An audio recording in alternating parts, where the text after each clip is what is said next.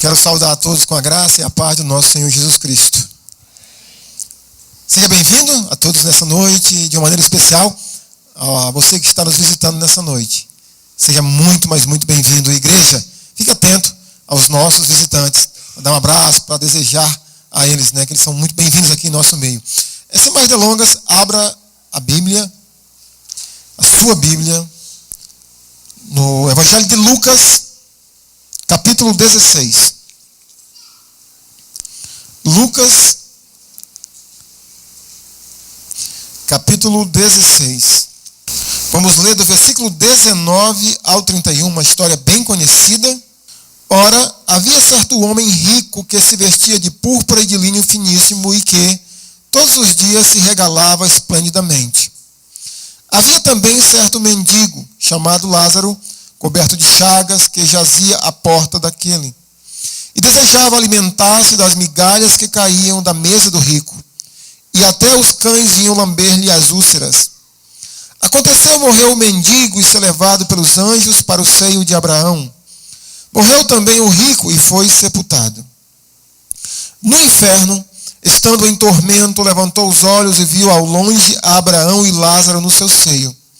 Então, clamando, disse: Pai Abraão, tem misericórdia de mim, e manda a Lázaro que molhe em água a ponta do dedo e me refresque a língua, porque estou atormentado nesta chama. Disse, porém, Abraão: Filho, lembra-te de que recebeste os teus bens em tua vida, e Lázaro igualmente os males. Agora, porém, aqui ele está consolado, tu em tormentos. E além de tudo, está posto um grande abismo entre nós e vós, de sorte que os que querem passar daqui para vós outros não podem, nem os de lá passar para nós. Então replicou: Pai, eu te imploro que eu mandes a minha casa paterna, porque tenho 5 irmãos, para que lhes dê testemunho, a fim de não virem também para este lugar de tormento. Respondeu Abraão: Eles têm Moisés e os profetas, ouçam-nos. Mas ele insistiu: Não, pai Abraão. Se alguém dentre os mortos for ter com eles, arrepender-se-ão. Abraão, porém, lhe respondeu: Se não ouve a Moisés e aos profetas, tampouco se deixarão persuadir, ainda que ressuscite alguém dentre os mortos. Vamos orar mais uma vez. Nosso bom Deus, mais uma vez nos humilhamos e te suplicamos, humildemente, no nome santo e soberano do Senhor Jesus, que a tua palavra, meu Deus, possa ser derramada de uma maneira abundante em nossos corações nessa noite. Que teu Espírito traga todo o esclarecimento dela. E que nada que tenha nela, Senhor, nós possamos sair daqui sem termos entendido e assimilado e naturalmente absorvido em nossos corações. Te pedimos isso no nome santo de Jesus. Amém. Você está preocupado com o que a Bíblia ensina? Há um grupo de pessoas bem comum que geralmente eles dizem assim: rapaz, aonde eu ouço falar de Deus, eu estou lá.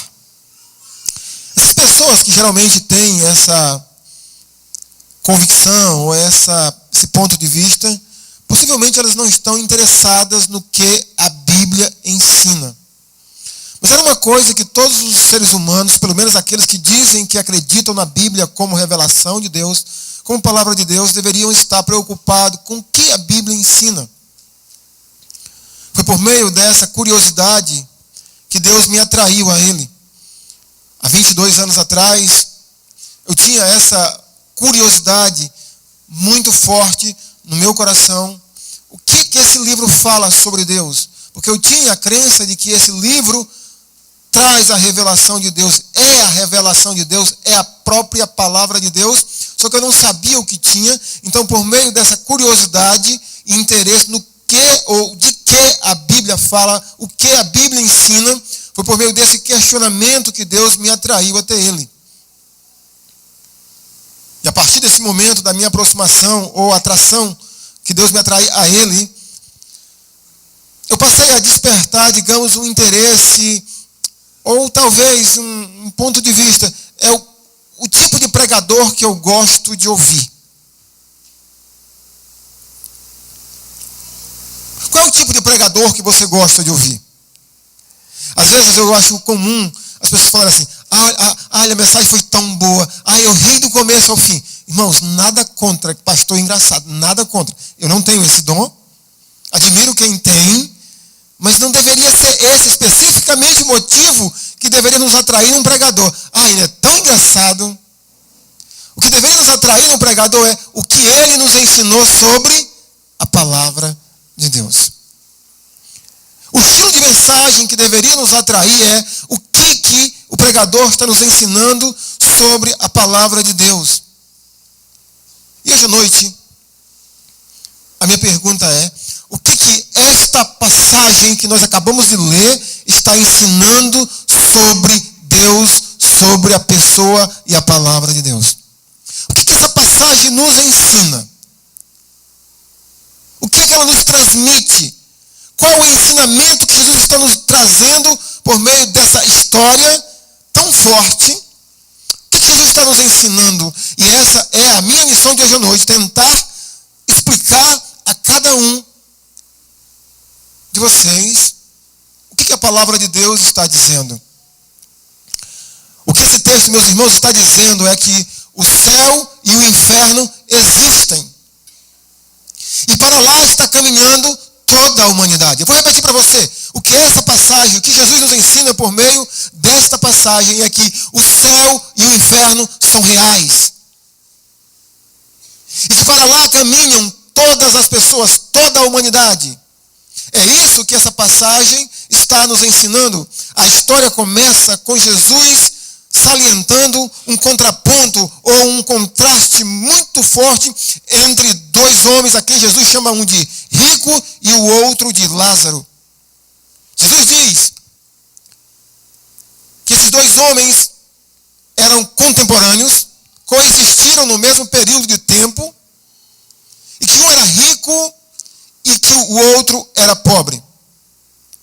E aí Jesus descreve no versículo 19 a situação econômica e como aquele homem rico se vestia e como ele lidava com a vida. Poderia colocar assim, mas para esse homem assim, curtindo a vida adoidado. Era uma pessoa que aproveitou a vida em todas, talvez, as suas facetas, no olhar de um ser humano. Aqui no final do versículo 19 diz que ele se regalava esplendidamente.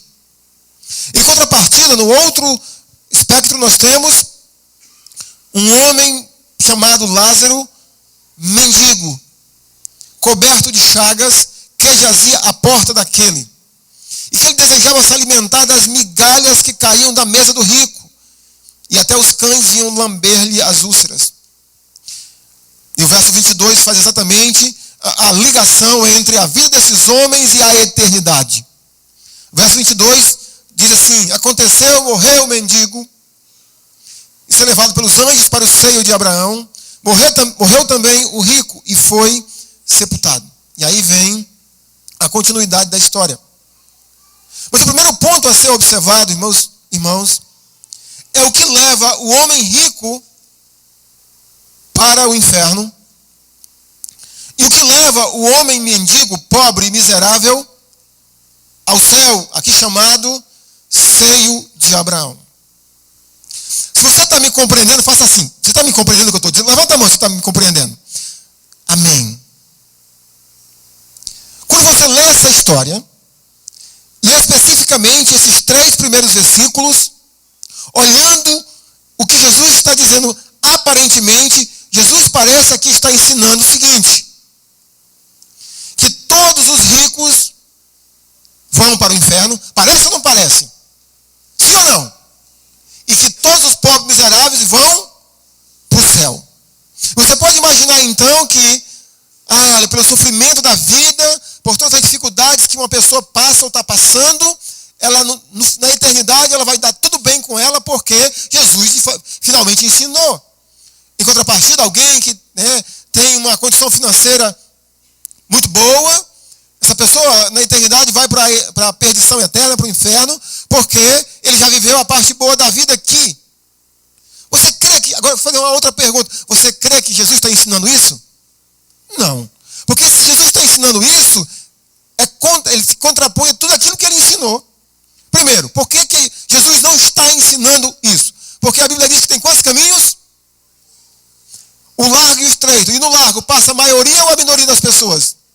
A maioria das pessoas. E o fim é a perdição. Aí eu pergunto, o mundo tem mais ricos ou mais pobres? Pobres. Então seria o contrário, então seria uma contradição. Então, não sendo isso o que Jesus está ensinando, o que é que Jesus nos mostra por meio desse contraste do homem rico e do homem mendigo? Eu creio, meus irmãos, à luz do contexto, que esses dois homens aqui representam, simbolizam duas, eu não diria facções, esse nome hoje é bem complicado usar. Vamos colocar, representam dois grupos da humanidade que acreditam em vida após a morte. Observe que Jesus contou essa história porque ele está ensinando os seus discípulos a lidar com dinheiro,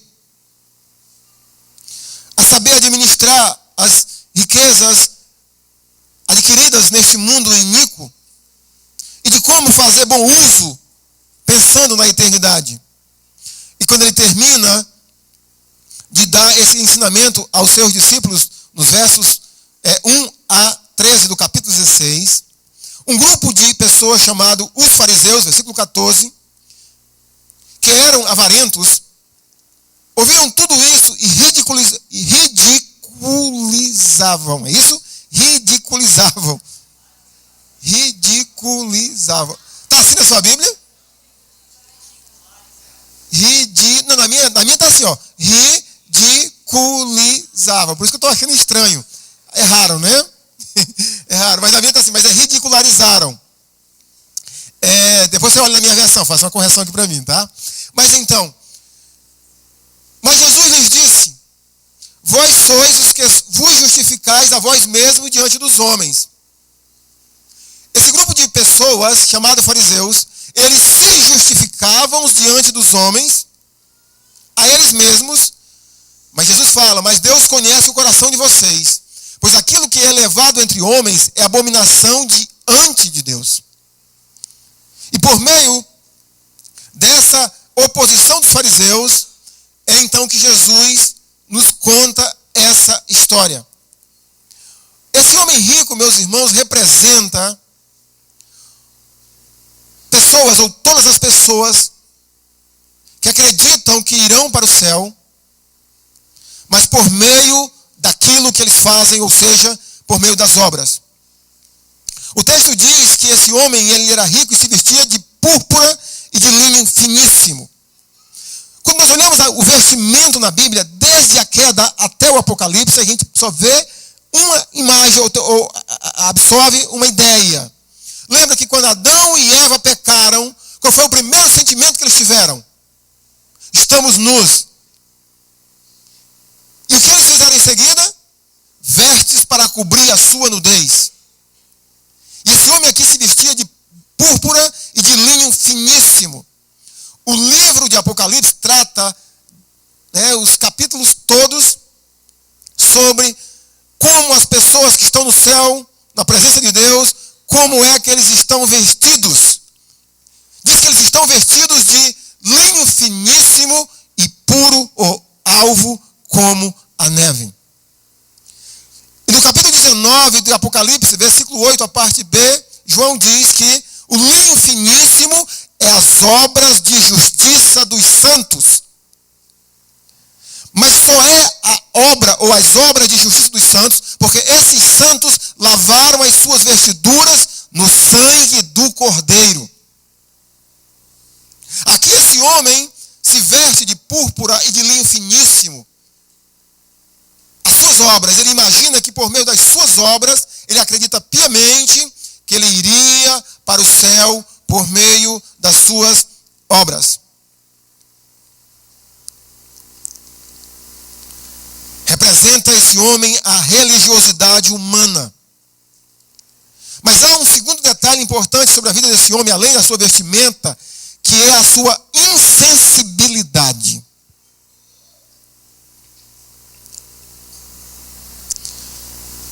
Esse mendigo chamado Lázaro diz que estava à porta daquele, coberto de chagas, com fome, possivelmente seminu. E esse homem, possivelmente extremamente religioso, nunca olhou para seu semelhante, ou nunca se importou com o sofrimento do seu semelhante. Meus irmãos, tanto eu quanto o pastor Marcos nos temos vos advertido em relação à religiosidade. Precisamos ter muito cuidado com isso. E o ponto que eu quero ressaltar sobre essa questão de religiosidade é de que nos adianta fazermos parte de uma religião, e no caso especificamente da religião batista, ou seja qual outra for, e sermos insensíveis às pessoas que estão ao nosso redor, que necessitam do nosso carinho, do nosso amor, e mais especificamente, de nós olharmos para as necessidades delas e nos importarmos com elas, a ponto de levarmos o remédio que possa curá-las.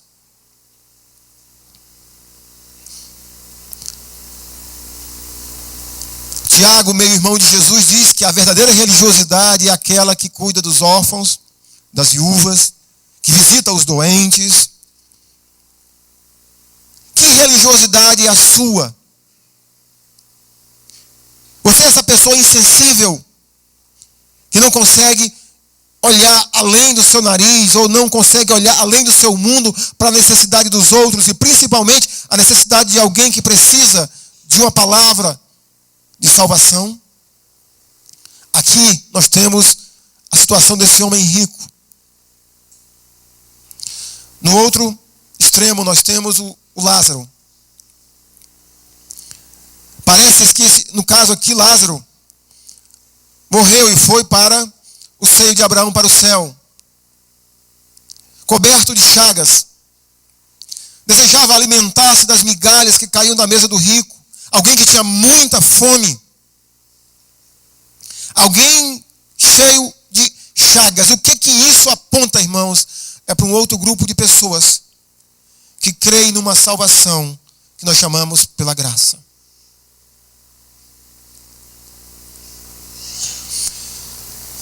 Durante as músicas que o Ministério de Louvor cantou por várias vezes, a graça de Deus estava expressa na letra daquelas músicas. Por exemplo, aquela do cantor cristão, há poder no sangue de Jesus.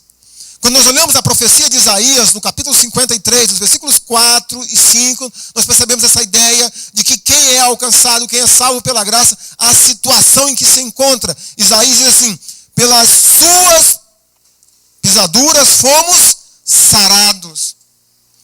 Eu queria ler o versículo 3 do capítulo 53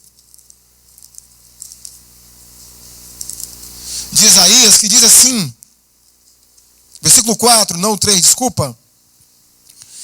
Falando a respeito do sacrifício de Jesus Cristo, Isaías diz: certamente ele tomou sobre si as nossas, o quê? Enfermidades, e as nossas dores levou sobre si. Versículo 5. Mas ele foi traspassado pelas nossas transgressões e moído pelas nossas iniquidades. O castigo que nos traz a paz estava sobre ele, e pelas suas pisaduras fomos sarados. Em todo momento nós percebemos que o nosso pecado, o meu pecado, a minha transgressão me deixou enfermo, doente, sangrando. Mas o sacrifício de Jesus Cristo curou, sarou as minhas feridas. No Novo Testamento, pelo menos, nós temos 2 textos, poderia ressaltar inúmeros outros que podem dar peso para esse argumento. O primeiro é Mateus 5,3, quando Jesus diz assim: bem-aventurado os pobres de espírito, porque deles é o reino dos céus. Aqui nós temos um homem pobre, sangrando, cheio de chagas, que não tinha nada para oferecer a Deus, a não ser clamar pela sua misericórdia. Nós temos também uma outra história que o próprio Jesus Cristo conta, um pouquinho mais na frente, Lucas 18, versículo 9 a 14, é aquela parábola do fariseu e do publicano. Os dois foram orar, e o fariseu, novamente, um grupo de pessoas religiosas, que criam nas suas obras, acreditavam que iam para o céu por suas obras, ele olha para Deus, ou ele olha para os céus e diz assim: Senhor, eu te agradeço, porque eu não sou ladrão, porque eu não sou um adúltero, porque eu não sou como este publicano. Eu jejuo, eu dou o meu dízimo, eu sou eu, depois de mim vem eu de novo, Senhor. E o publicano, Jesus disse que ele nem ousa levantar os olhos aos céus. E o que ele diz é batendo no peito e diz assim: sê propício a mim, pecador. Eu não tenho tempo de explicar para você nos detalhes o que significa ser propício. Mas em linhas gerais, quando ele clama pela propiciação de Jesus, ele está dizendo: faz o que eu não posso fazer. Que o teu sacrifício cubra as minhas chagas, sare as minhas feridas, porque eu não posso alcançar a tua santidade e a tua perfeição. E aí no versículo 22 nós temos o que vai acontecer com todos nós. Aconteceu, morreu o mendigo, e foi levado pelos anjos para o seio de Abraão. Morreu também o rico. É engraçado que Lucas também diz assim: morreu também o rico. Porque parece que às vezes quem tem uma condição financeira mais, digamos assim, mais... não quero usar a palavra... é mais bem afortunado financeiramente, parece-me que uma das coisas que passa na cabeça das pessoas é que elas não vão morrer. Né? Mas o que é que Lucas diz? Você também vai morrer. O que é que Jesus diz? Você também vai morrer. Eu não quero nem brincar, né, que eu só olho para a pessoa que está do seu lado e diga assim: você também vai morrer. Um dia, se Cristo não voltar, todos nós iremos morrer. O que irá acontecer com cada um de nós a partir desse momento é o que a Escritura diz. Morreu, ou foi para o céu, ou foi para o inferno. Ou seja, o que Jesus nos ensina sobre a vida após a morte. Eu quero dizer de início, meus queridos, 4 verdades que eu posso esquecer, então eu já quero deixar claro sobre essa passagem, o que Jesus nos ensina sobre verdades sobre a vida após a morte. A primeira, mais uma vez, existe céu e inferno. Jesus diz isso aqui. O céu e o inferno existem. São lugares reais. Segundo, Jesus também nos ensina por meio dessa história que não há salvação após a morte.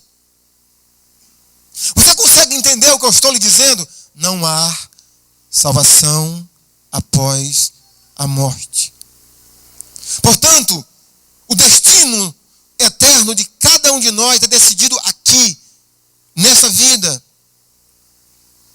Terceiro, essa história também nos mostra que não há comunicação dos vivos com os mortos. Se você já ouviu tantas histórias, ou contos, ou mitos sobre pessoas que morrem e vêm falar com os vivos, isso é mentira. Ou mentira de quem está contando, ou mentira de quem está dizendo que está falando. Porque o diabo veio para matar, roubar e destruir. Não há comunicação entre vivos e mortos, ou mortos e vivos.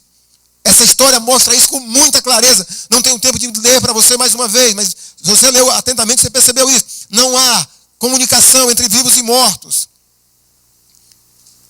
E essa última verdade, já fui perguntado tantas vezes: pastor, quando a gente morre, a gente vai lembrar das coisas? Pastor, no céu, a gente vai lembrar, eu vou ver, por exemplo, né, o Weber, eu vou saber quem é o Weber, eu vou saber quem é a Alice, eu vou saber quem é... Queridos, nessa história fica claro que as faculdades mentais do ser humano são conservadas. Nós percebemos aqui, principalmente, até o homem que está no inferno, pensa na memória, pensa na lembrança. Ele sabia quem ele era, que família ele pertencia, sabia quem era Lázaro, sabia quem era Abraão. Lembrou e lembrava. Abraão dizia assim, lembra. Então as faculdades mentais dos seres humanos na eternidade também serão conservadas. O céu, aqui simbolizado pelo seio de Abraão, é o lugar aonde todas as pessoas que creem numa salvação pela graça em Cristo Jesus irão depois dessa vida física.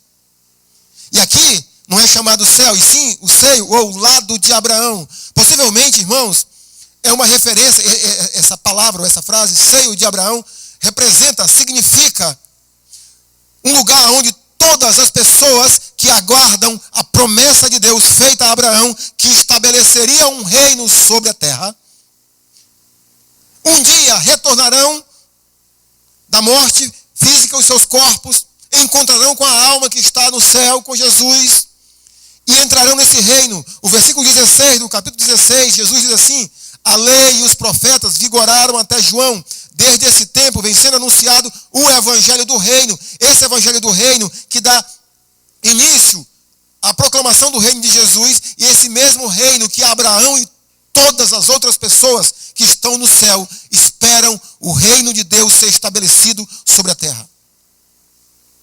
É um lugar de paz.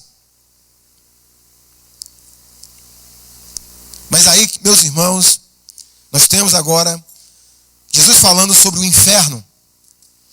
Jesus fala muito pouco sobre o céu, quase nada. Mas aí, ele vai nos falar sobre o inferno. E a primeira curiosidade, meus irmãos, sobre o inferno é quem é a pessoa que foi para o inferno. Você poderia pensar assim, pastor, esse cara que foi para o inferno é um rico.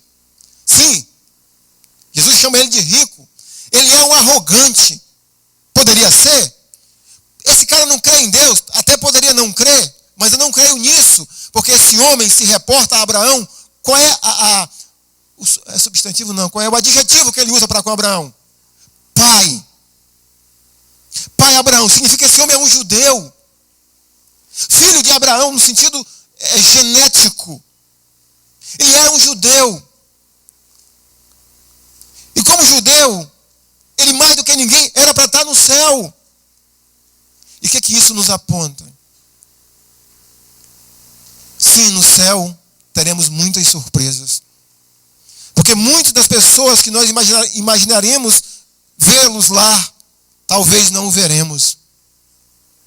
Talvez aqui poderíamos tirar a ligação com Abraão e falarmos sobre igreja. Você talvez seja... Pastor Marcos hoje falou uma frase de manhã, assim que um pastor amigo meu, profunda. Aquela frase, pastor, do pregador antigo, que diz assim, que nem todo crente a igreja reconhece. Diga bem alto aí. Deus tem pessoas a quem a igreja não reconhece, e a igreja tem pessoas a quem a igreja não reconhece. Deu para ouvir? Deu para ouvir. É essa frase aí, mais ou menos. A igreja tem pessoas que Deus não reconhece. E o mundo, ou Deus tem pessoas no mundo que a igreja não reconhece. É mais ou menos a surpresa que teremos no céu. Ou talvez, imagina só, o Lázaro quando olhou para o rico e disse, mas tu aí, hein? Que surpresa desagradável. A segunda coisa interessante sobre o inferno é que a tônica do inferno é um lugar de tormento. Os versículos 23, 24 e 28 fazem essa ênfase sobre o inferno. O homem por várias vezes diz assim, estou neste lugar de tormento. E por que, meus queridos, que o inferno é um lugar de tormento? Versículo 23. No inferno, estando em tormento, levantou os olhos e viu ao longe a Abraão e Lázaro no seu seio. A primeira ideia do tormento do inferno é vislumbrar o céu. É ver o que a pessoa perdeu. É ver o que é o céu e não poder ir para lá. Versículo 24 diz: então clamando disse: Pai Abraão, tem misericórdia de mim e manda a Lázaro que molhe em água a ponta do dedo e me refresque a língua, porque estou atormentado nesta chama. Uma segunda coisa que o inferno aponta para seu tormento é um lugar aonde se terá e se tem muita sede de Deus. Os estudiosos da Bíblia apontam essa sede não de uma água física, mas daquela água que Jesus Cristo fala que Ele é o pão e a água. Ele é a água viva. Possivelmente essa água a que Ele se refere é aquela água que Jesus tem sede quando está morrendo lá no Getsêmani. Possivelmente essa água que esse homem tem sede é o que o salmista diz: a minha alma tem sede de Deus, mas no inferno é tarde demais para ter sede de Deus. Uma terceira situação que o inferno é um lugar de tormento é porque lá as pessoas irão lembrar das oportunidades perdidas. Verso 25: disse porém a Abraão: filho, lembra-te. Meu querido, há quanto tempo você vem ouvindo a mensagem da graça de Jesus Cristo? Que Jesus te ama, que Ele deu a vida na cruz por você, que Ele quer te salvar, e vez após vez você rejeita. No inferno, as pessoas irão lembrar. Abraão diz: lembra-te que recebeste os teus bens em tua vida.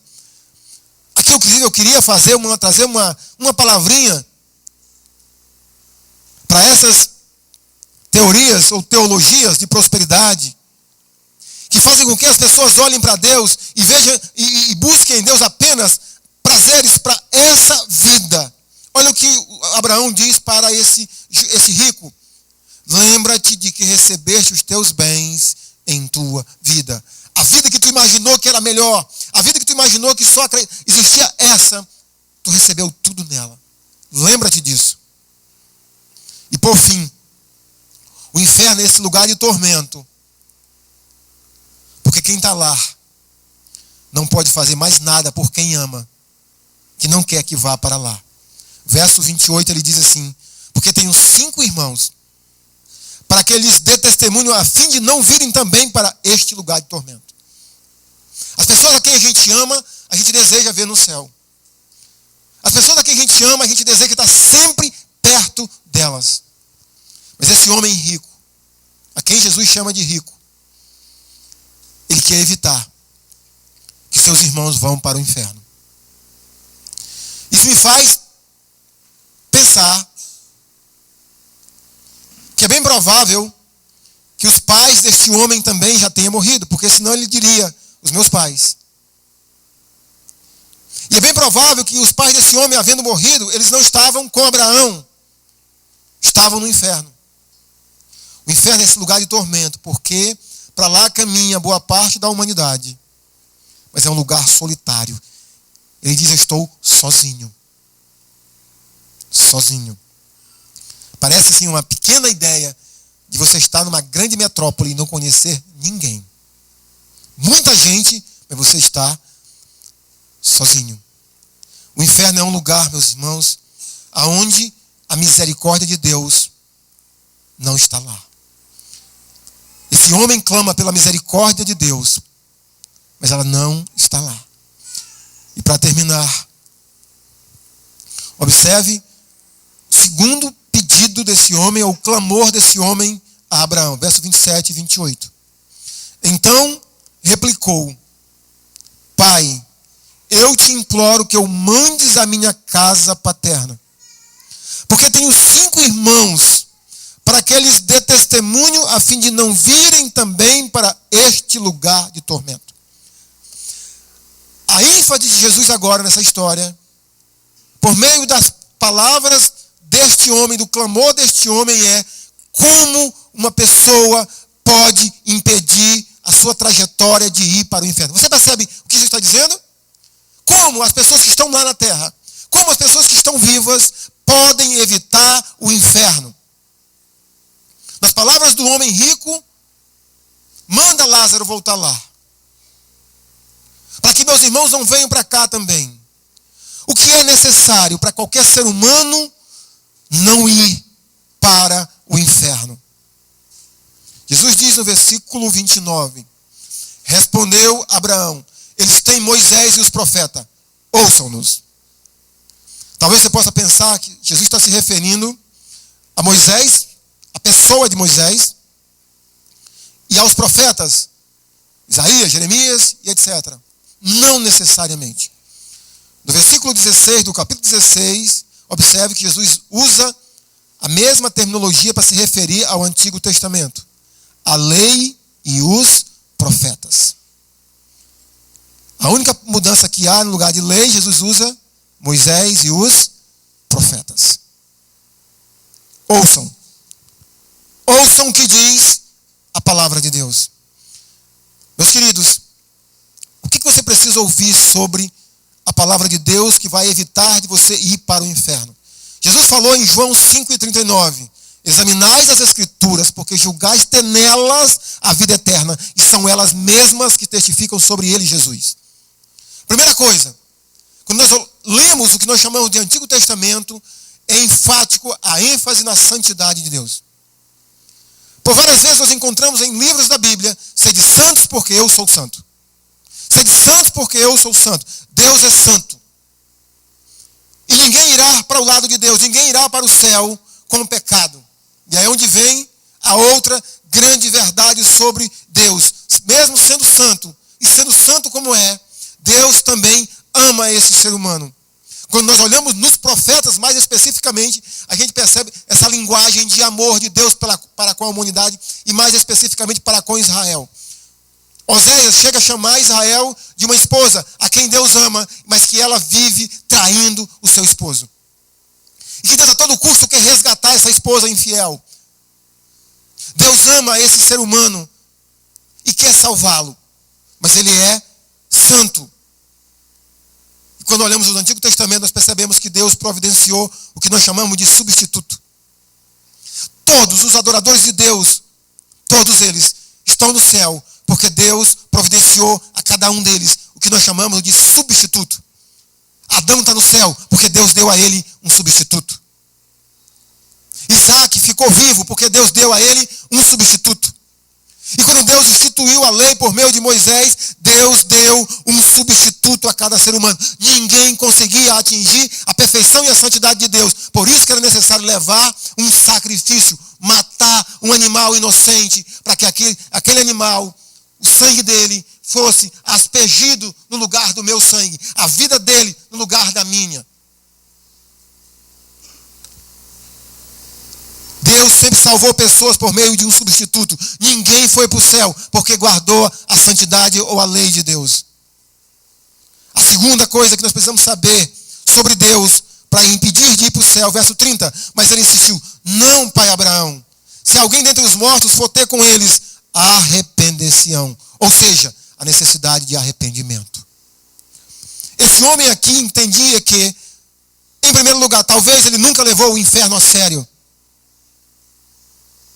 Talvez os seus irmãos não levassem o inferno a sério. Esse homem talvez nem acreditasse na existência do inferno.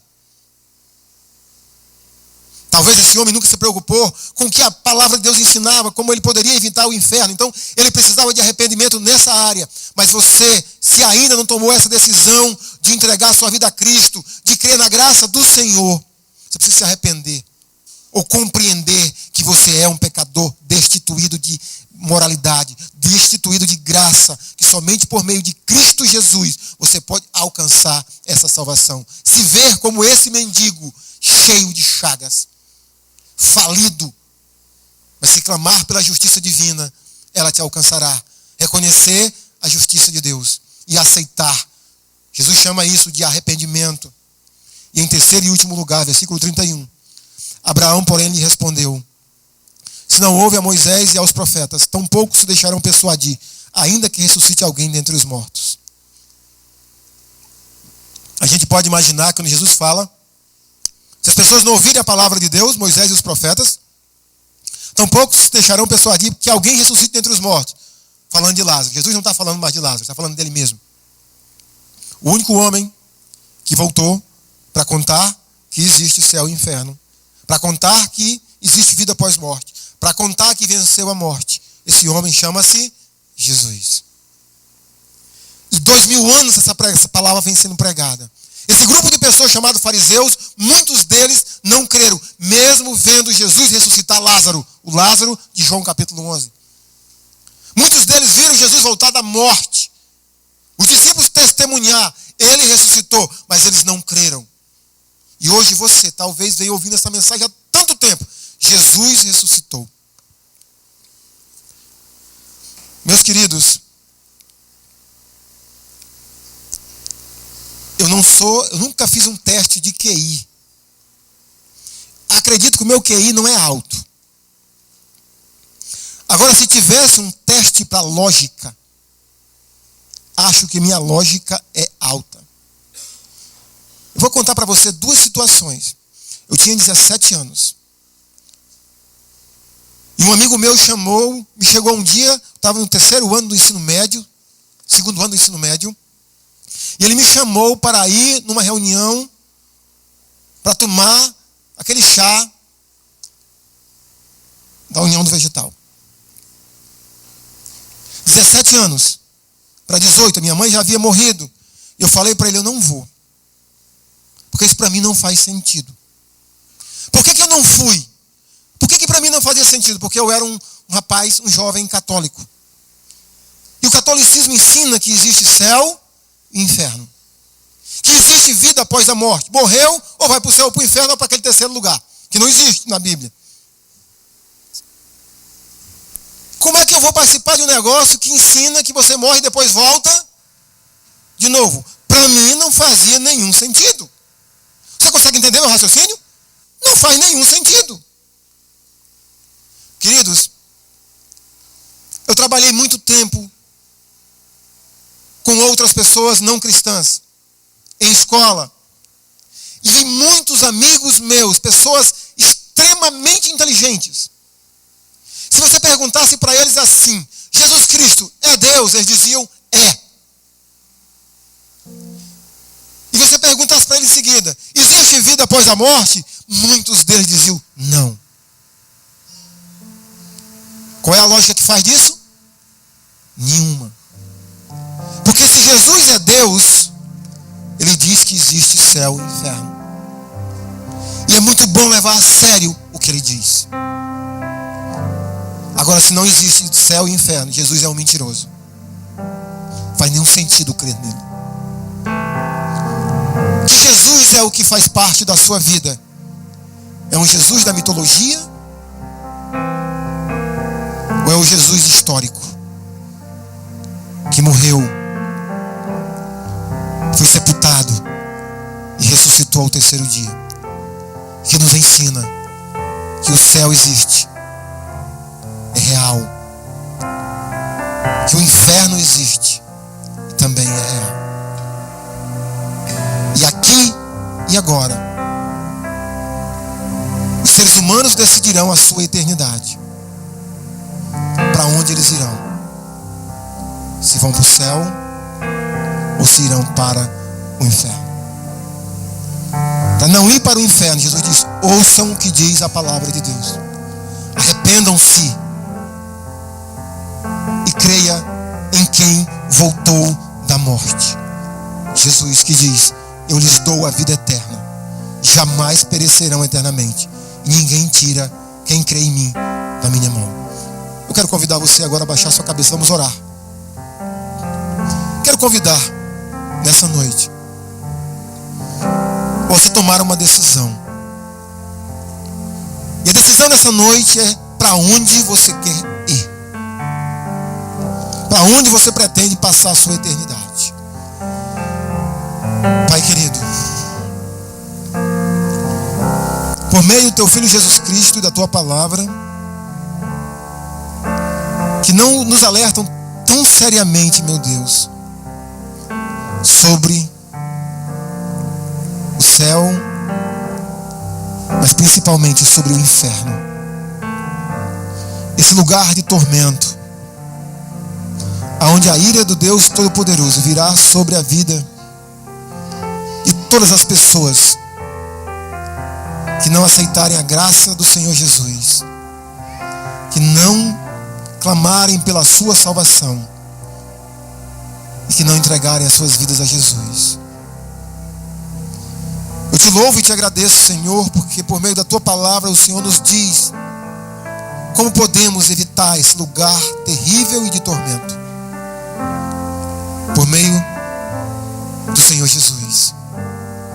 Que nessa noite o teu Espírito tenha convencido homens e mulheres, adultos e crianças, que precisam tomar essa decisão de que sua eternidade se decide aqui. Não é na eternidade. Que não há outra oportunidade depois que passar essa vida física. Que teu Espírito convença e tenha esclarecido, Senhor, que Jesus é o único caminho. Que o Senhor possa nessa noite ter levado perdidos a serem achados, pecadores cheios de chagas a serem tratados com o sangue do Senhor Jesus, que recebam o presente da vida eterna. Salva vidas nessa noite, meu Senhor, em nome de Cristo Jesus. Amém.